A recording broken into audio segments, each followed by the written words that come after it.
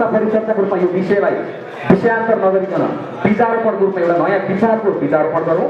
अब श्रम संस्कृति पार्टी फेरि पनि अन्ततः फेरि पनि भन्दैछु म प्रश्न उठाउँछ र समाधान पनि दिन्छ र त्यो समाधान अहिलेको वर्तमान सरकारले कार्यान्वयन गर्छ र देश विकास हुन्छ। यदि सकेन भने त्यतिखेर केही समयपछि श्रम संस्कृति पार्टी आफै सरकार चलाउने ल्याकत राख्छ र बन्नुपर्छ त्यो सरकारले बनाउनुपर्छ भन्ने लाग्छ मलाई।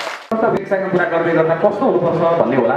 पक्कै पनि लामो राजनीतिक इतिहास बोकेको अनुभवी एउटा नेता यो एउटा ठुलो पुरानो पार्टीहरूको यो बाढीमा र नेताहरूको यो बाढीमा बगाउन नसकेको बाढीले बगाउन नसकेको र स्वच्छ र सफा बनेको एउटा नेतृत्व सृजन किराती र नयाँ पार्टीको रूपमा विकल्पको रूपमा र वैकल्पिक प्रतिपक्षीको रूपमा दौरो खरो रूपमा उत्रिने एकजना पात्र हर्क साम्पाङजी हुनुहुन्छ।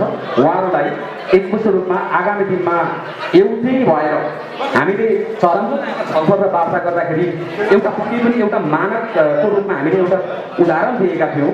हामी पूर्वेली मान्छे अरुण र क्रमर जसरी सप्तकोशीमा आएर मिसिन्छ त्यसरी नै दुवै छसल्किँदै बग्दै गएको दुईटै खोलाहरू एकमुष्ट रूपमा सप्तकोशीमा मिसिनुपर्छ र सप्तकोशी बन्नुपर्छ।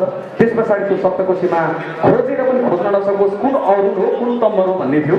त्यसैले त्यसरी नै खोज्न नसकिने गरी उहाँहरू मिलन हुनु भएको छ भन्ने हाम्रो बुझाइ छ र विश्वास पनि छ र आगामी दिनमा त्यो आश पनि छ कि उहाँहरू त्यसरी नै काम गर्नुहुन्छ। र अर्को कुरा शुभेच्छा राख्दै गर्दा यो लामो समय हामी सामाजिक सञ्जालमा श्रम संस्कृति पार्टीप्रति र हकराज राई अहिलेको हाम्रो माननीय हर्क साम्पाङप्रतिको जो एउटा आक्षेप छ दिनभरि गाली गर्ने काम मात्रै हो उहाँको भन्ने खालको आक्षेप छ। यसलाई मलाई के लाग्छ भने उहाँ प्रमुख प्रतिपक्षीकै भूमिकामा हुनुहुन्छ। अहिले कुन कति नम्बरको पार्टी हो सरकार रहेर तर उहाँको प्रश्नहरू प्रमुख प्रतिपक्षको हिसाबले प्रश्न गरिरहनु भएको छ। त्यो प्रश्न संस्थागत हुन सकिराखेको छैन र त्यो समयले त्यसलाई संस्थागत गर्छ भन्ने लाग्छ मलाई।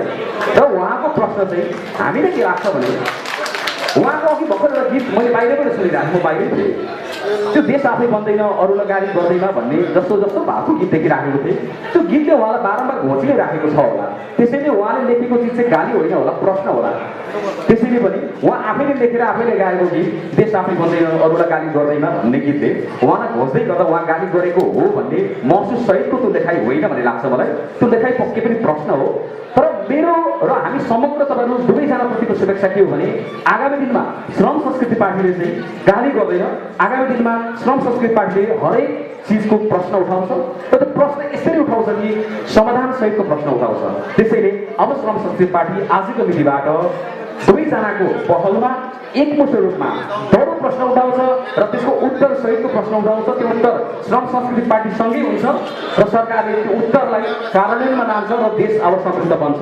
त्यसैले अब श्रम संस्कृति पार्टी प्रश्नबाट उठाउने पार्टी बन्दैन अब उत्तर सहितको प्रश्न उठाउने पार्टी बन्छ भन्ने हाम्रो शुभेच्छा र शुभकामना छ।